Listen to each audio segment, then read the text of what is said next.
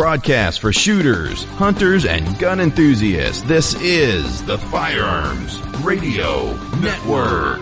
The bandwidth for this episode of Gun Guy Radio is sponsored by Patriot Patch Company. PatriotPatch.co.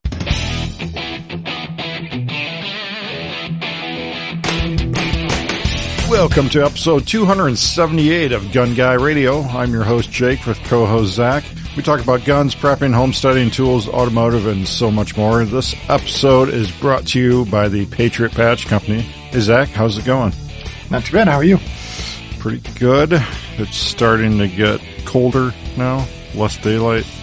Yeah, very less daylight and very, very cold. Well, I shouldn't say very cold. We're in the 40s during the day now, low 40s. Yeah, we've actually been having some nice weather in like the 60s here for a couple of weeks, which is unseasonably warm. Yeah, we've not had that at all. We've hit mid 40s, low 40s. Yeah, so we're in the second week of November for those listening when I actually post this like next July. Yeah, Happy New Year to you guys. Yeah.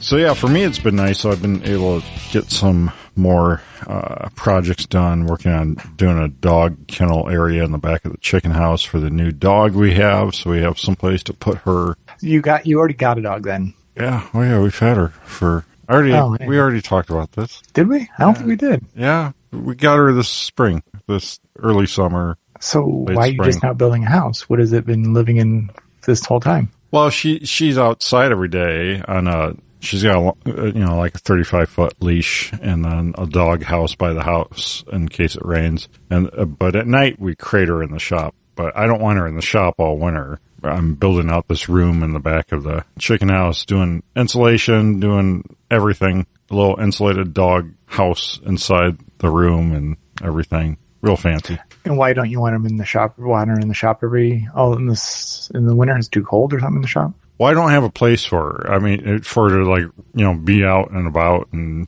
she has a crate for at night, but that's only. Gotcha. So you want this new dog thing you're building to be like a roaming ability place? Yeah, it's like it's actually the size of like a real small bedroom for a house, maybe. But she'll have a door that she can go outside into this outside run that is really quite big. Like a chain link run or like a... Well, it was here when we moved here. It was, kind of a cattle paddock for, I think when they had calves and stuff, the younger cows or something. I'm not sure what they used it for, but it's a smaller area. And we actually had to dig down, and by we, I mean the 5 kids, dig down, under this fence because these are cattle panel fences, so it's got openings in it, like, I don't know, 10 to 12 inches wide. But anyways, big enough where she could, if she really wanted to, she could probably squeeze herself out. And it had like some gates and other stuff that she did,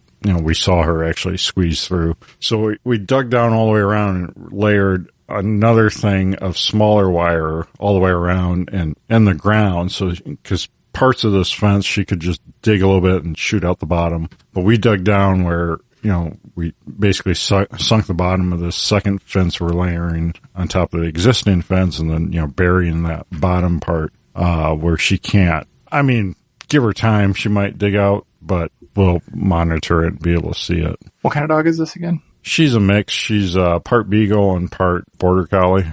So she's like a medium-sized dog. She's way bigger than a beagle. So she's more in the border collie end of the spectrum. Gotcha. Okay. Would you consider her a rescue? A rescue? Well, yeah, I would. I would. I think I talked about it because the family had gotten her from a breeder. She was like an accident where a dog, the beagle got into the border collie that was a breeding dog. That's how this works, yeah. Yeah. They get into them. So, yeah, they ended up with this weird mix that no one wanted. So, and I don't know if they actually paid for this dog or not, but this family had this puppy only 3 days, and they decided they couldn't handle it. It is hyperactive or something? No, I think that maybe the dad thought it was a good idea to get a dog, and the mom was like, wait a minute. Oh. Something like that. I don't know. I have no idea why. She was a great puppy. I mean, she wasn't overly terrible, and she still isn't. She's a good dog. But yeah, now she'll have the freedom to go in and outside as she wishes, and she'll have an insulated living quarters and insulated box within the living quarters. And then if it gets real cold, I think I'm going to put a electric mat under her bedding in that box. So you can get these electric pet blanket, or not blankets, but they're like a heating pad for under your pet. Mm-hmm. This is the same kind of theory like you put in there, like water troughs to keep it from freezing kind of thing. Yeah, just it's keep your dog from turning into a dog sickle. Yeah, I don't mind dogs except for dogs barking. There's something about a dog that barks uncontrollably that just drives me nuts. It goes right to my core.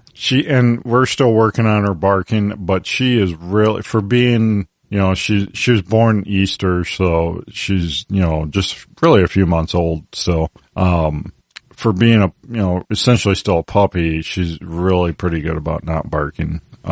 She'll get into it once in a while. She'll, be something going on with the cat, or she'll be chasing a bug or something. But, like I think I hear the neighbors' dogs barking more than ours. So that's good. Yeah. How do we get on this topic? You're building a dog kennel. Yeah, it's just the weather's been nice, and yeah, that's right. Yeah, your projects. Been able to get some of the homestead projects worked on again. I only get an hour or two a day, if that, and just so drawn out, these projects, because I don't get a lot of time to work on them. But it's good that getting some stuff knocked out before the snow flies. Boy, you're self-employed. You should be able to do whatever you want whenever you want, right? Yeah, that's the promise. I just play video games all day long.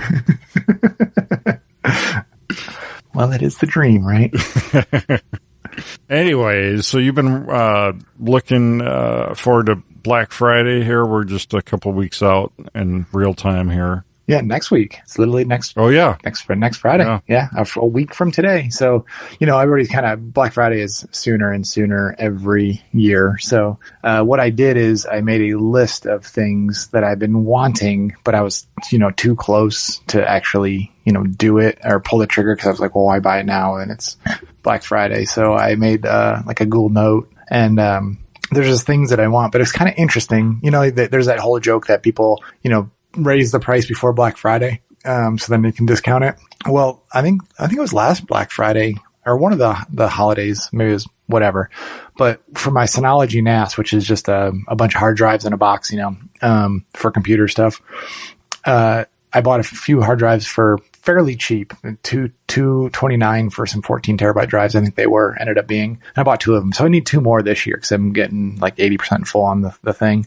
So when I put the link in this note, November, actually I don't know when the last time it was. It says November 17th. That's today. So, I don't know exactly when I put this in, but I marked it $299. I put the normal price in here so I could see. Yeah. I clicked the link today. I just was going through my list to see like, okay, what is everything? It's like $309 now. And I was like, oh, that's interesting. So they went up, $10. So they're going to lower it from there. But what I did notice, I got an email from, Harbor Freight, because I wanted to get one of those like those one drawer service carts, the little it's a 30-inch by 30-inch cart with a single drawer. Very simple cart. I wanted to put all my car cleaning supplies in it so I can just roll it around in the garage, and cause you have all those little bottles, and I got the polisher, I got all the microfiber cloths. I have no idea what you're talking about. I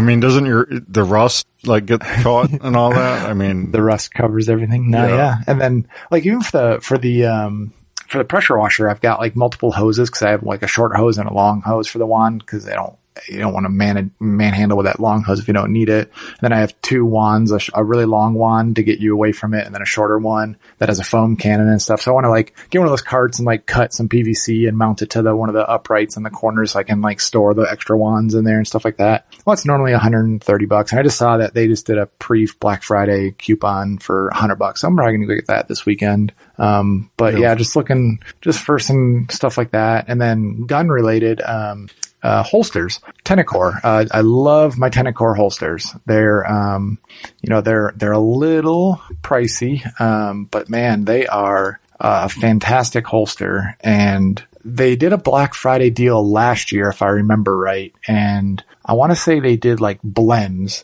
And I don't know if the blem is actually the way to go or not, because, I want to say they did like, they were blems that were on sale, but they only gave you like one clip. Like, you know, they usually come with 2 belt clips, and then you can run one. On my holster, on my SIG 365, I only run one clip anyways, because I don't need the 2 clips for such a small gun. But like by the time you bought 2 clips to make it normal and everything, I think it might have been around the same price. But I'm holding out hope that they do like a 10% off or something like that. But they're not known for discounting, so I'll just hold on. It's not like I'm gonna be missing normal sales for a better sale. I'm passing up regular retail for either regular retail or maybe a small sale. So I'm looking for some like old, I have their holster, their appendix carry holster for my SIG 365, and I have one for my Glock 19. But as we talked in the last episode, I redid those Glock 48s and 43X. I'd like to get an inside the waistband holster for those.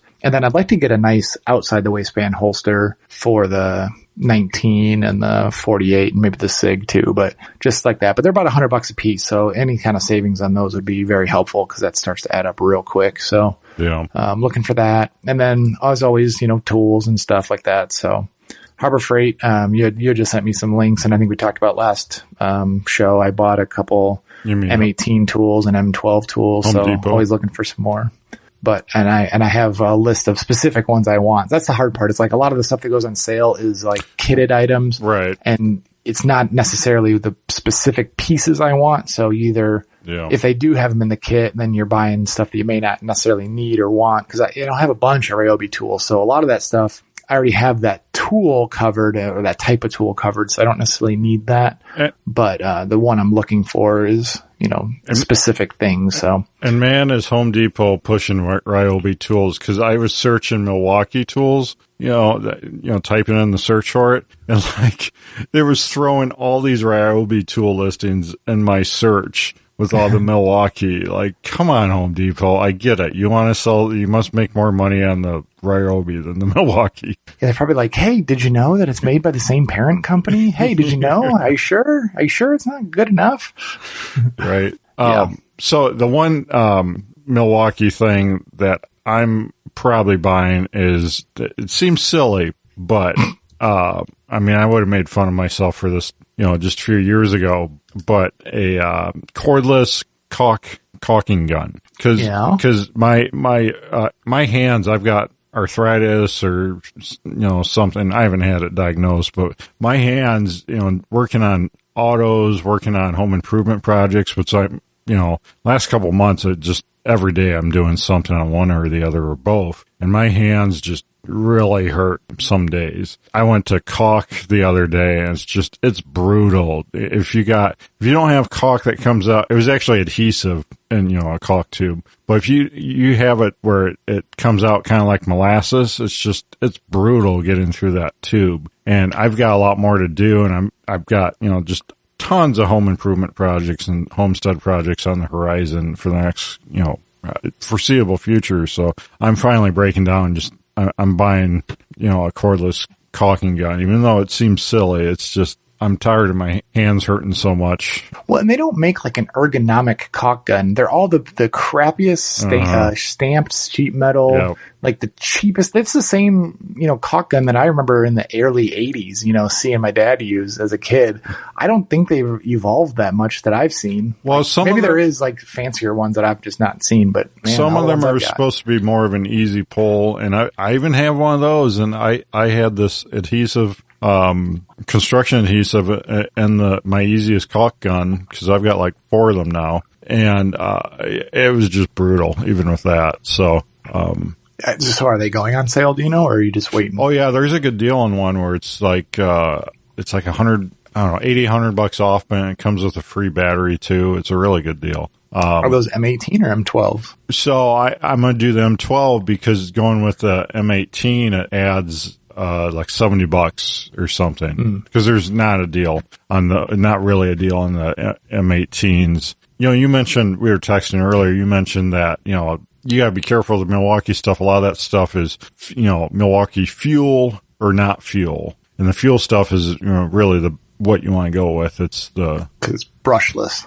Yeah. Is what it is. Yeah. Well, I think a lot of the non-fuel is also brushless. I don't know that fuel equals brushless. It just means it's the top or higher end Milwaukee version of that item. Well, I would say every fuel is brushless for sure. There's like 3 tiers of Milwaukee, right? There's crappy, brushless but not fuel, and then fuel, which is the top. That's the way I understand it. Yeah, well, that could be. But like with the caulk guns, there is no other versions. There's just one version of each power option, and that's all you get. So like some of the lesser, I don't know, I guess popular tools, I guess you run into Milwaukee with stuff like that where they haven't come out with. Well, you also got to figure, like, why do you need a brushless caulk gun? It's not like it, because you want the brushless for like tools that have rotating motors, drills, saws, sawzalls, anything like that. That's going to be can use the extra speed or power. Maybe you're right about that. I never equated that fuel equals brushless and non-fuel equals brushed, because I was under the impression that all the modern Milwaukee stuff, regardless, is brushless. No, that's not true at all. No. Yeah, that's well, you research stuff way more than I do. Yeah, that's what I was researching a bunch. That's what that's the impression I got when I was reading about everything. Okay, medium and good, or okay, better, best, whatever, whatever you call it. DeWalt has the same thing, and they have it to like more of a degree. And to me, DeWalt, it's harder to realize which is which. Yeah, they have something, and then Atomic, and then they have FlexVolt, and they have that. Even Ryobi's got the brushless and the regular, and everybody's got it like that. It's not unique to Milwaukee. Yeah. That's why you have to be careful, because a good price, just because something's on sale or something has a good price, you really got to stop, Google it, make sure it's really what you.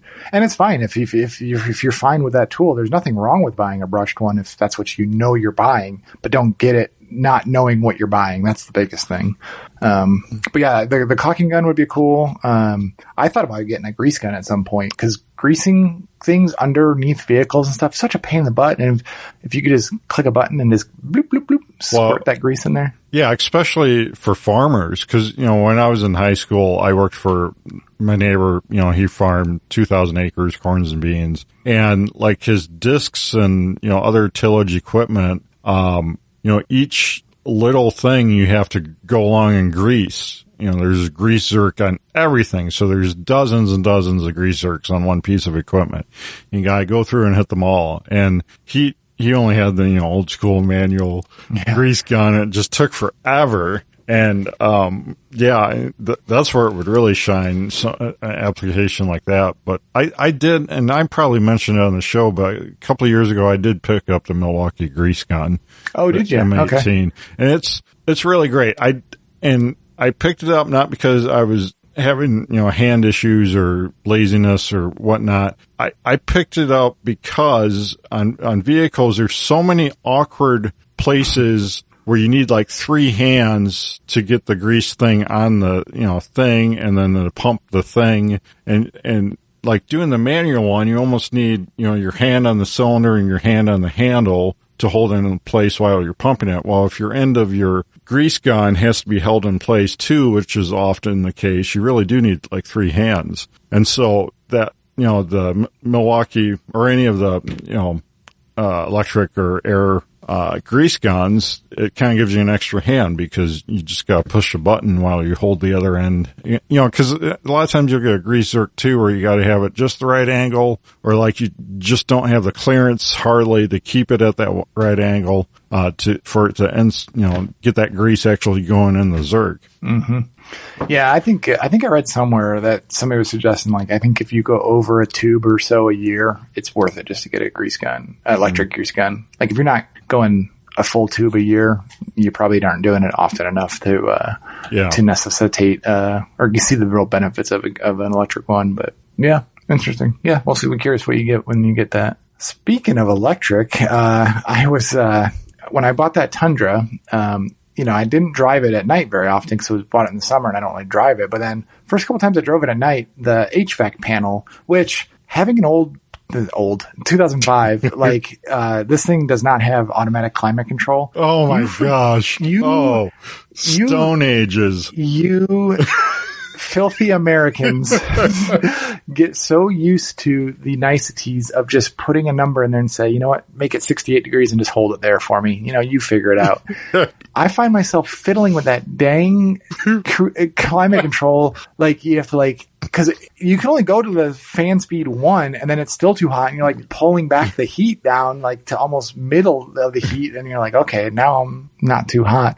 But anyways, I noticed that the backlights on the panel on that, like that whole dash area there were like not quite right. I'm like, this doesn't seem right. It seems dark. Like I know it's older, but like this doesn't seem like it's lit up quite right. Yeah. So then I was watching stuff on YouTube and there's a guy named JDM, or his YouTube channel's JDM Driveway or something like that. And the guy's got like an O2 Tundra and he's doing all these little videos on all the things he did to it. And he did an LED conversion on the inside of it. You know, replaced all the bulbs with LEDs and everything. So I'm like, hey, perfect. That's what I should do. And so I just, followed all the links in his little description and I was like, oh, I don't have to do all the research. He's already got it all figured out and just ordered every bulb he already had figured out, get them all in there. And then they all came in and I'm in there doing all the stuff. I mean, thankfully it all comes apart real easy. And it's using like these T10 and T5 bulbs. And, one thing with LEDs, you really gotta, their polarity dependent. So you have to, you really want to test everything before you put it all back together, because if you put the bulb in backwards, it's not like an incandescent bulb that just takes power and lights up. If you got it in there backwards, it won't light up. So you have to flip the bulb the other direction, 180 off. Really? I didn't know. And then the LED will work. Because an LED is a diode, so polarity matters on electricity on those. So it's a good tip if anybody's doing that. Don't put your dash all back together. And I knew that, so I left everything hanging and I just kept turning the running lights on to see it would light up and everything. But I got most of the lights on and it worked. And then I get to the dome light and I don't know if mine's an 05 and it has a sunroof. So I don't know if his had a sunroof, but his his map overhead console was a little different area there. But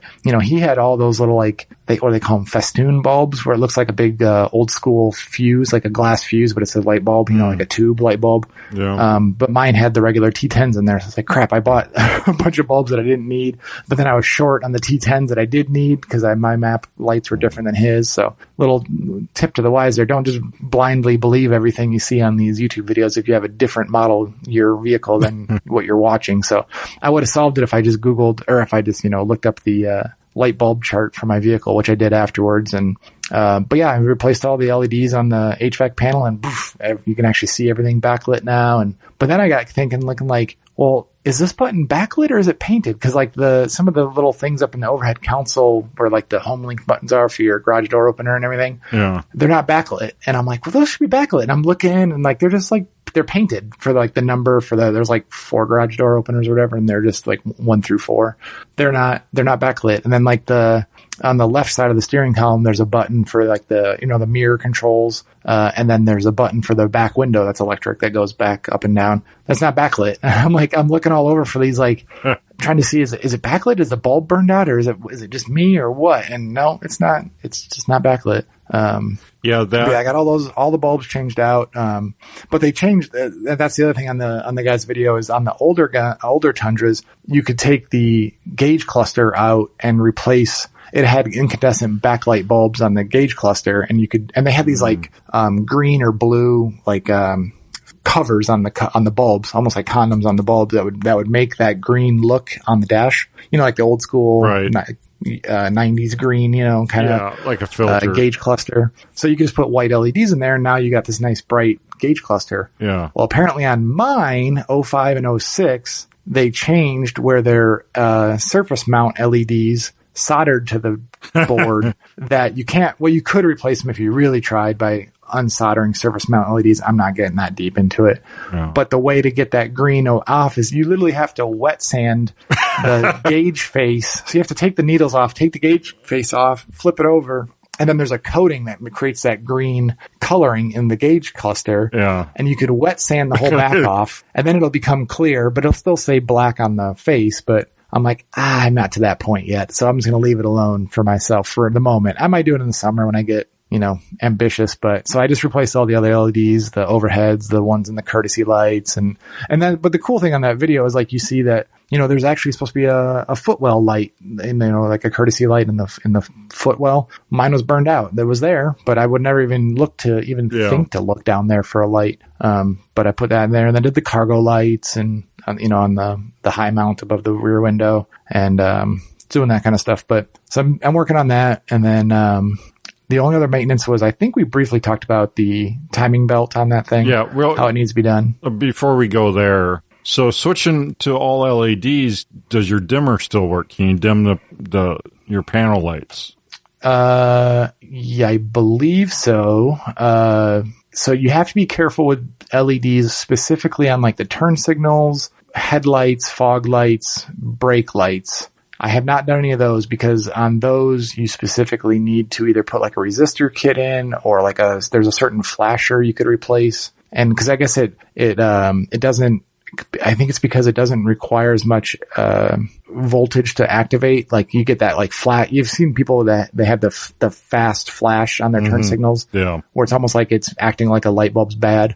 They get that sometimes, but so far I haven't done any of those bulbs, and I plan on putting new headlights in the thing at some point with projectors in them, mini H4 projectors in them, but I'm not there yet. And I'll deal with all that then. And they make little pigtails that you can just plug in between the headlight and the harness to give you that resistor, so you don't have to do all the crap in there. But kind of crossed that bridge when I did. But I don't know if I've actually dimmed the panels, but it's not too bright even at full brightness. So cause I did it in the dark. So, but I should probably try the dimmer. Yeah, because that'd be my concern. Because I'm like for a short drive, I probably don't do it. But like longer drives at night, I definitely always dim the interior panel lights because they get too bright after a while, for me at least. Oh man, you're never going to be able to drive a newer car then.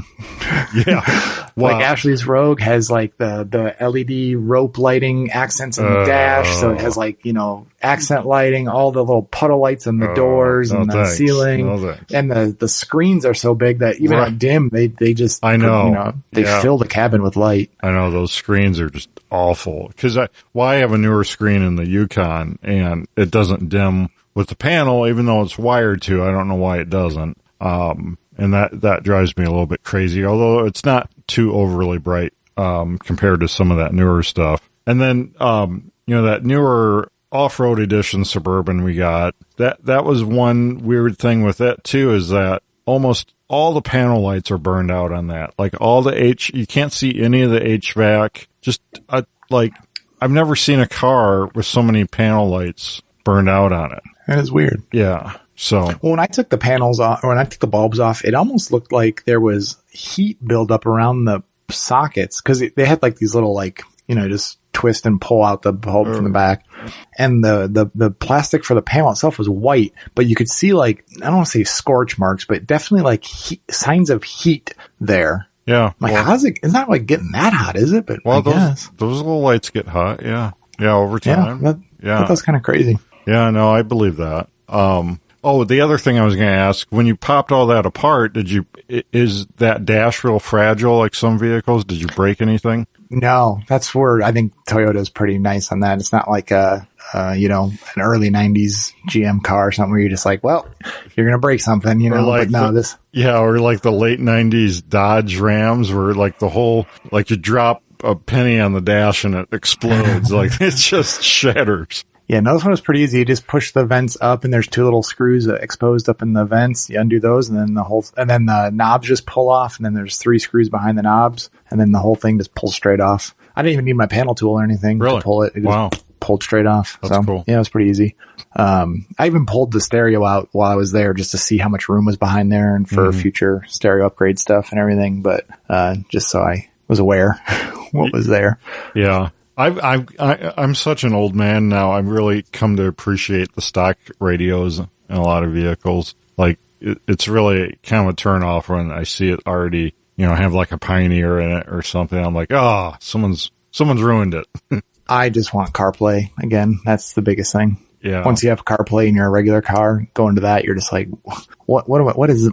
I feel blind. What am I doing? What is this? Well, I've got CarPlay in the Yukon, in that newer Pioneer. I put that in. I've had that 4 years now, and I never use it. Really? No. I use CarPlay all day, every day. No, I never Like when we used to take that vehicle on trips, I'd use it for that. But I mean, I never ever, cause So what do you listen to when you get in the car? Just the radio, just the local. Like the terrestrial radio through the old school radio waves? I told you I'm old. There's so many commercials. There's so many commercials. Well, so, I mean, I'd say about 80, maybe not that much, maybe 65, 70% of the time we listen to the local, contemporary Christian radio stations. So that is like listener supported. So there's like really no commercials in that. Okay. So that makes a little bit of a difference. Otherwise, every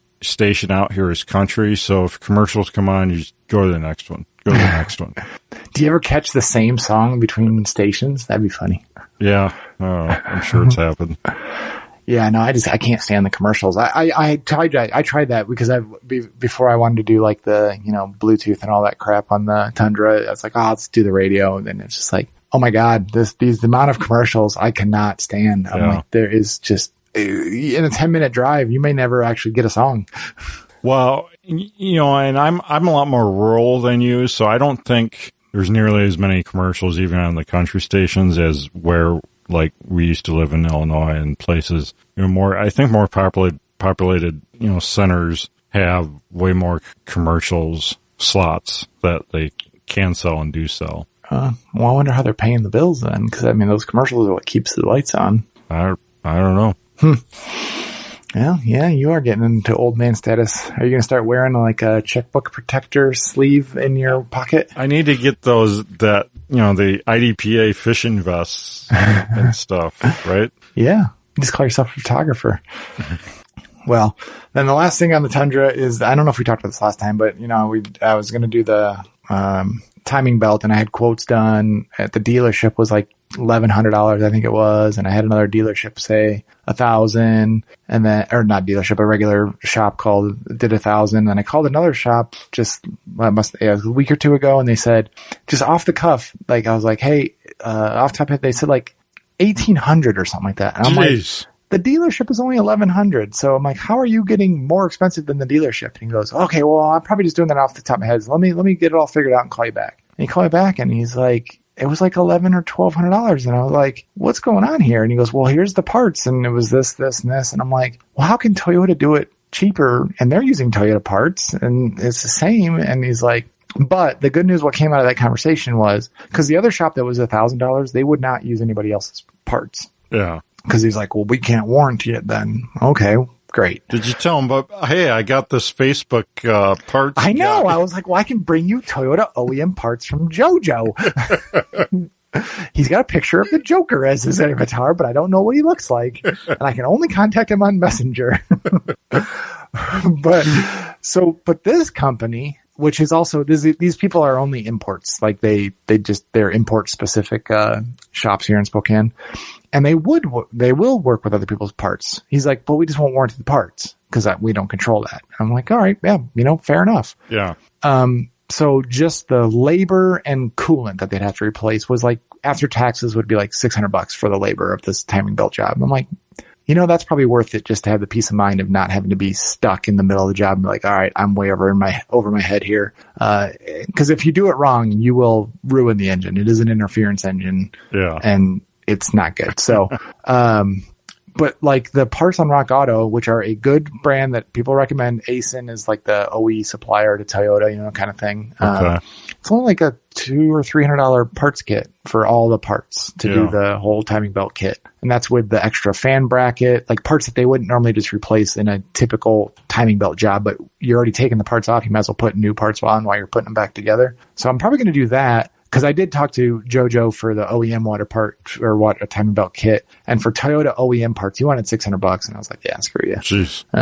So I think I'm going to do that, and I'm going to try to schedule that. And the other good sign was they were booked out for a few weeks. And I think that's always, I know that's kind of counterintuitive, but I think with contractors and automotive, like tradespeople in general, if they're available the day you call them, that's usually a bad sign. I think. I think if they're good, they're usually going to be busy. So.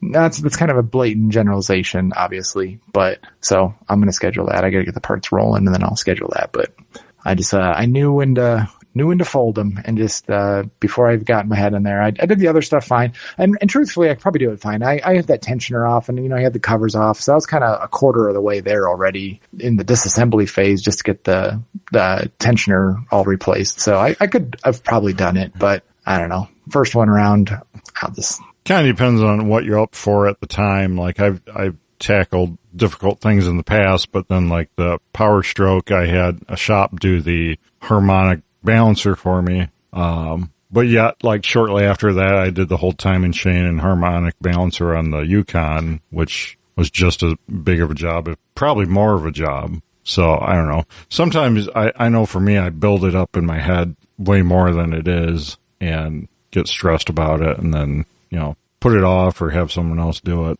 Yeah. So we'll see how it goes. But I really figure it only needs it every 90,000 miles. So the amount that I drive that vehicle, it'll be multiple years for it to be done again. So I figured $600 amortized over the years that it needs to be not done again for a while. It's cheap. Yeah. I mean, that's a good, reliable truck, and it's well worth putting that money into. So what's going on your side? I'm not going to get into vehicle talk this time. What? Much. Well, I came across this article. We're going to talk prepping, homesteading a little bit here. And there was this article in the Daily Mail, and it's titled, Doomsday Prepper Who Built Her Own Bunker in Anticipation of a Nuclear War. Nuclear War reveals she has spent a staggering $75,000 stockpiling supplies that her family can survive on in any disaster situation. And bunker is in all caps. So, yeah, the 38-year-old became a social media sensation for sharing her bunker. And I do that in air quotes because all the pictures here looks like a first floor of a farmhouse. It's plastic shelves from Menards, the black tiered shelves from Menards, and it's in like what used to be a living room or dining room. Like, do they not have a living room and dining space anymore? Cause that's what it looks like cause there's like still paintings hung on the walls and stuff, but they got all this food storage slammed in these rooms. And it's really bizarre. Yeah, this is definitely not a bunker because there's an outside window visible here. So it's definitely not underground. And they did say in the article that it was, cut off the basement or whatever of the house, but these pictures are not, Yeah. The Missouri-based homemaker has taken extreme measures in the past few years to prepare for the end of the world, with her frequently making headlines by showing the tour of her hidden bunker. Again, not hidden. I can see outside. Yeah, there's all these windows right there. The mailman can see her bunker. Right. Oh, man. So, yeah, she explained, I'm preparing as a whole for war, inflation, nuclear disaster, and all-out chaos. Oh, man. She claims that her stockpile will last up to 25 years, and she has a flawless rotation system to ensure there isn't any waste. Yeah, flawless is in quotes, to be fair. Doesn't make it true. I mean, for one, she's got a crap ton of bottled water. Like, do you not drink tap water before the nuclear apocalypse? Are you just already on bottled water just so you can rotate through it? That's my question. Yeah. She's got a lot. She's got those like one jug or 1 gallon jugs, like Crystal Geysers, plus some like small little Costco bottles too. I don't know, man. This is, I don't know. Okay, so here's a couple comments. Some think surviving a nuclear war and killer radiation by living in a bunker is a viable option. How quickly they forget that in 2019, 8 billion people couldn't manage 2 days without toilet paper and open space to walk in. You would have to live in your bunker 50 plus years before you even had a chance of going outside for 20 minutes each year. When people start talking nuclear, survivability and prepping for a nuclear war, and like, man, just look into like if it's a nuclear, like 1980s when we grew up, type of Russia and US shooting nukes at each other and all fallout everywhere. I mean, that's not a world you want to live in, and probably not a world you can even survive in, even if you have a prepper bunker. But back then we were told that it's sitting under our desks were going to save us. I mean, just the fallout afterwards is the problem. You're so screwed in that scenario. Doesn't matter how much you've prepared and prepped. And like she even's talking about how they're installing a whole house air filtration system. Like, what does that even mean? Like, I can see outside your windows. Like, you're not in concrete bunker. You're not like air's getting in through the cracks in your walls and windows. Like, you're kidding yourself here. It says, although her family doesn't celebrate Christmas, they have planned for price hikes around the holiday season. What does that mean? Is she, what is that? Who's the people that knock on your doors? They don't. Yeah, Jehovah's Witness? Yeah, they don't celebrate Christmas, right? Yeah, they don't, but it's strange. I don't know. This whole thing just seems weird. It seems like she's just, you know what this looks like to me? Honestly, this looks like, you ever seen remember those, that it was a fad, in like the early 2000s. Remember extreme couponing where people would do these huge things about, I got this whole cart for 50 cents because they got all these but they would end up with like 30 tubes of toothpaste and like crap that nobody wanted. That's what this looks like to me. It's like somebody that just like binge shopped for stuff. And it's like, okay, yeah, good for you. Yeah, so is prepping an illusion, a delusion? I mean, I think this lady's delusional like she says she can rotate through this. I don't know. I haven't seen in this article how big her family is, but there's no way she's rotating. Family of 3 kids, it said. Yeah, a family of 5. There's no way she's rotating through this amount of food before it expires. Because this isn't even prepper meals. This isn't like, a prepper meals that you store that has, what, you're saying some of the newer stuff has like a 20-year shelf life or something. Yeah, Mountain Houses do, yeah. Yeah, so this is all Walmart stuff. This is stuff from Walmart or Costco. This is just stuff, I'd say 95% of the stuff has an expiration date within a year, because it's a lot of boxed dry goods, not even a lot of canned stuff. Generally, canned stuff has a few year shelf life. This says she's a Missouri-based homemaker, which means she doesn't have a job. So she's probably sitting there watching like all these, Fox News and all the daytime dramatic TV shows and crap like that, just being a worrywart about stuff and just freaking out. I don't know. And then she's a homemaker, but so her husband let her spend $75,000 on this crap. Come on. Oh, come on, Zach. Come on. She's a fine. She's even got an arsenal, it says. Yeah, and the pictures of her gun, which they don't actually put a picture of a gun because it says that TikTok has strict regulations about it, but the gun case looks very strange to me. What is that? That looks like a vacuum cleaner. It does. Yeah, it's like Dyson. If Dyson made a gun case, it looks like that, but I don't know. This is weird. It's just a weird thing. I don't know. It seems like somebody that just wanted to get famous on TikTok for some reason. I mean, in reality, all she's created is a loot stop. Right? Yeah. It's a giant loot crate. Yeah, essentially.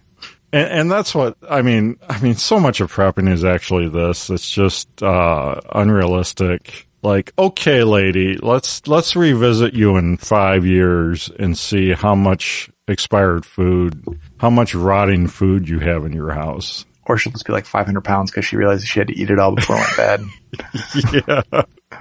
That could be too. Yeah, I'm all for, preparing as in like buying extras of things and stuff like that, but this just seems ill prepared. She's right. You do have to have a rotation system if you're going to prepare in anyway. You have to buy what you already eat or change your lifestyle to eat what you're buying, I guess, so that you can rotate through it and keep it from going bad. I mean, I don't get it.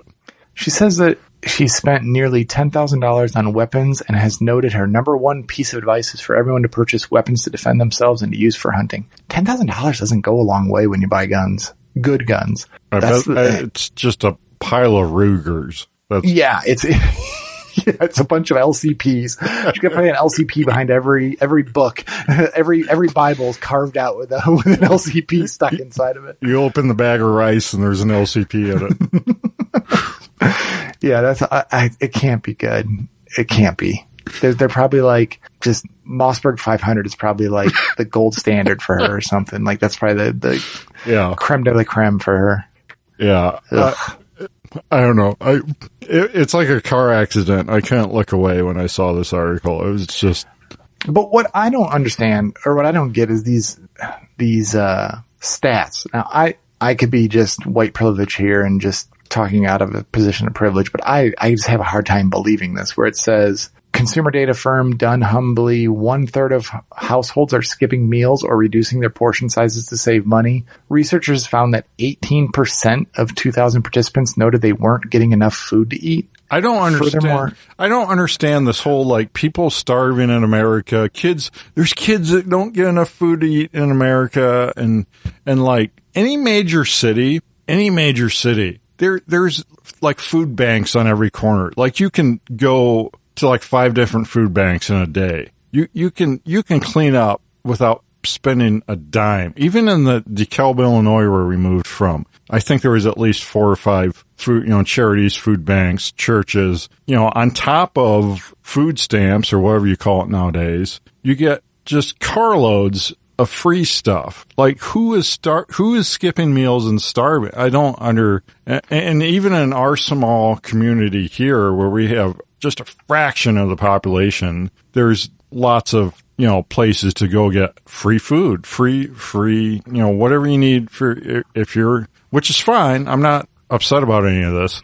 I just don't understand, like every year, like for decades now, they've had stats like this, that there's people starving in America, and I don't understand it. Like, how are people lying when they submit these surveys? I don't understand it. Well, I've never been called for this kind of survey before in my life. So, or maybe that's all these calls that I decline that are, potential spam. Maybe that's what it's just self-selecting. But, like, I live in a town of 4,000 people, and our kid gets free meals at school and it's not even an income-based thing. It's not a poor kid thing. It's the whole school.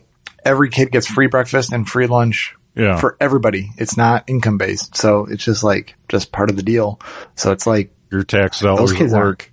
What's that? Your tax dollars. Oh, yeah. We're paying for it indirectly, for sure. Yeah. But it's like they're not hungry on the weekdays, at least, for those meals. Well, even here in the bigger or Walmart town here, even during the summer, the kids can go to school and eat. Even on the weekend, even on Saturdays, I think they can go get a lunch. Here, they bus meals out to the school bus stops, and they bring lunches out to those kids. Yeah. So I don't like it now. Like, we're creating generations of parents that are dependent on, like, oh my God, what do you mean the school doesn't buy your meals for you? They're just turning us more and more into socialism. Just the one that I do probably think is true here, where it says 64% of participants admitted they wouldn't be able to raise $400 in an emergency. That's probably true. Oh, I'm sure that's true. Yeah. And that one's sad. Yeah. But yeah, I don't think this lady's. I would love to see or talk to her husband and just see what the real story is here. Yeah. Maybe this is all food bank stuff. Oh man, wouldn't that be something? All right. There's your prepping tip for today. Go around to all the food banks and go in a different town though. Fill your bunker. Oh my goodness. Yeah. I be careful of, doing crazy things when you're preparing for whatever it is. And, my other question for the lady is, like, do you have credit card debt? Do you have, car payments? Do you have, where is all this money? Could this money have been better spent elsewhere? Cause, sure, we might have a nuclear apocalypse, but, chances are you probably need to, pay your debt off and pay your house off eventually. Because they've been, if you go to like the Reddit, Preppers Reddit, I subscribe to it and see it. And the people there that cry, nuclear rain is coming kind of thing, they say it every week, and I won't say it never comes. It hasn't come to date. So it's just like, worry about your day-to-day problems first and then do this stuff on the side. Don't let it consume you. Yeah. And, so I have 2 points there is that, one of the latest Grantham videos, he does a dad advice at the end or whatever. And one of them was, should you go into debt to basically buy guns or prepare or something like that? And he was like, no, you gotta, that's silly. That's That's irresponsible. Don't go into debt to prepare or do any of this stuff. It's just crazy. You brought up Doomsday Preppers, or maybe I thought that when you were talking, but that show probably came out 20 years ago at this point. Yeah. It'd be interesting to go back to a lot of those people 20 years later and see, are they still prepping at all? Or are they still prepping the same way? Do they still have stuff they bought 20 years ago in their bunker? Now, I will say, in all fairness, if I won the lottery, I'd probably still buy an old nuclear missile silo. Yeah. Well, who wouldn't? It'd just be cool. Who wouldn't? Why wouldn't you? Who wouldn't? And some Humvees, and you could build your own little army base. Ooh, or pay for an army, a private army. The other thing I wanted to touch on real quick, I've talked a lot in the past about EMPs and prepping for EMP, and I've been real paranoid about that aspect of. You're making fun of this poor lady, and you're talking about EMPs. Well, I'm less paranoid about it, and part of that is because of the Russia-Ukraine conflict. Why hasn't Russia dropped an EMP? They saber rattle and talk about nuking everyone all the time. Putin's talking about, he's not afraid to use his Satan whatever nuke or whatever he calls it. And why haven't they just blacked out Ukraine and rolled in? I don't know. I don't know anything about politics of it all, but maybe he just doesn't want to ruin his vacation spot or something. Or why hasn't that happened anywhere? Like that's why, these companies that have EMP proofing devices that you can put on your house or on your vehicles or on your brain or whatever, any of these EMP preventative things, it's just science fiction at this point because no one's actually dropped a nuke in the upper atmosphere and caused an EMP. No one's blacked out a city. Like, we don't know, and people say, our military has done all the testing and they know. And well, I don't know. I mean, I think clowns have been running our military for quite a few years here for the most part. And have they? I don't know. We do still have the greatest military on earth, but until stuff really happens, it's just kind of science fiction to an extent. I think people just like to think about the what ifs because it is science fiction-y. Yeah. And like at this point it's nostalgia, right? Because, you grew up with we grew up at the end of the Cold War and everything. And, like you said, hiding under our desks and everything. And so now it's like, World War III. I remember when this was coming when I was 8 years old. And now we get to prep for it again. Yay. Yep. Well, one last thing. So, personally, what I encountered this year prepping is that we had a really good year for winter squash. So we had like 4 or 5 different kinds of winter squash that we're storing in the basement. We raised them in the garden. We had a pretty good crop and we already gave some of them away. But we get all this put in shelves in the basement. I'm looking at it. I'm like, how much are we going to because really winter squash, it lasts, 9 months to some last a year sometimes, but really you get to the 8-9 month mark on winter squash and a lot of it starts to, turn to mush and stuff. And so, it's got, prepping with your garden and everything, unless you can everything, which I don't like eating canned a lot of stuff. Some stuff, is okay, but I don't know that squash is one of them. But how much are you going to actually use?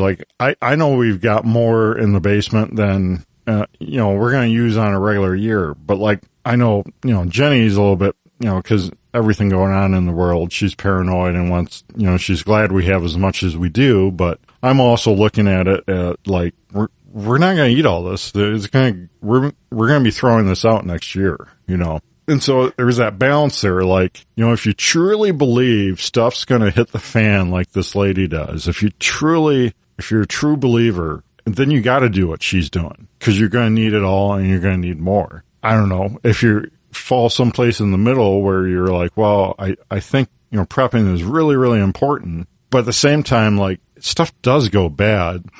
How much do you decide to hold on to? Versus how much, can you share with people and give away? And a lot of times with the garden, even zucchini is a good example. You you can never give all that away. I mean, you're just covered in zucchini, and it's like a plague. You can't get rid of it. Yeah, nobody loves zucchini that much unless they're making zucchini brownies or zucchini cake or something out of it, something that's chocolate.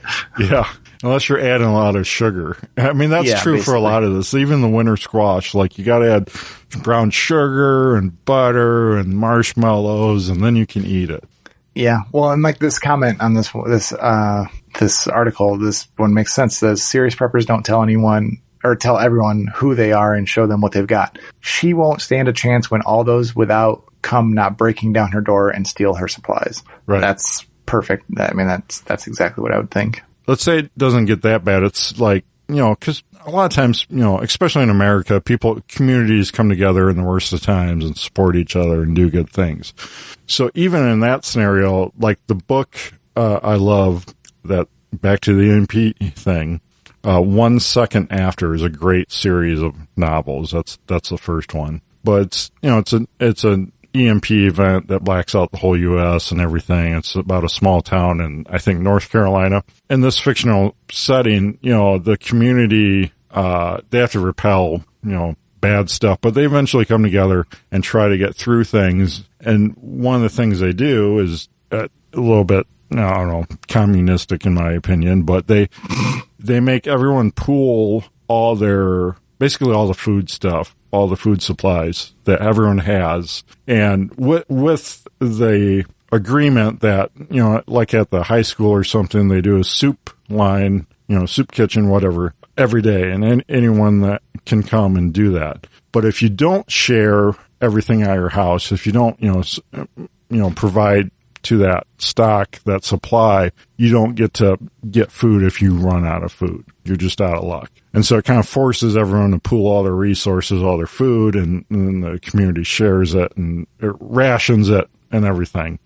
And so that very well could be a scenario. You're kind of forced into this, community sharing type thing. And the other scenario is people just come and, take your stuff. The other scenarios are that you see your neighbor starve and die and like you got to wrestle with, should I help or not type of thing. So, there's a lot of other things at play too, especially if you're in town, more of an urban environment. Like this lady, if it's really going to get that bad, a lot of prepping is like, the go bag type of mentality, when to get out of Dodge, when to escape. Well, I think a lot, if you think it's really going to get as bad as people talk about, I think you need to get out now before things get bad. Because population centers, that's what kills, being around people, being around a lot of unprepared people, a lot of panicky people. That's what's going to get you killed. So, you got to move to the middle of nowhere now if you really think it's going to get that bad. Well, she's in Missouri, but I don't know what part of Missouri, but yeah, that's all I was thinking when we were in Vegas last time. I was just like, man, there's so many people here. If anything happened, there's no way out. Like you literally, just in the hotel, like standing in line for some food. I was literally looking around and thinking, if anything happened here, if the power went out in the building and it went dark, you're totally screwed. Like there's so many people in here, you wouldn't be able to easily get out. Yeah. I mean, that's the biggest killer is a lot of people, Yeah, other people. Guns don't kill people. Other people kill people. That's right. Anyway, so Patriot Patch Company helps make this episode possible. Don't forget, collecting patches is an important part of the prepping process, so check out Patriot Patch Co. for your favorite Doomsday patches. We don't have a lot of Doomsday. Well, we got some. We have, No One's Coming to Save You. That's one of my favorite ones. But yeah, check it out, patriotpatch.co. Also, if you need graphic design, any kind of things to do with pixels, business cards, graphics, websites, go check out Ryan Cross at Hunter of Design. He can help you out there. You can shoot us an email at Gmail, gunguyradio@gmail, that is. Appreciate you guys reaching out, talking to us. Don't forget to check out all the other shows here on the Firearms Radio Network. Well, that's a wrap, Zach. Thank you. All right. Talk to you later. And we'll see you next time.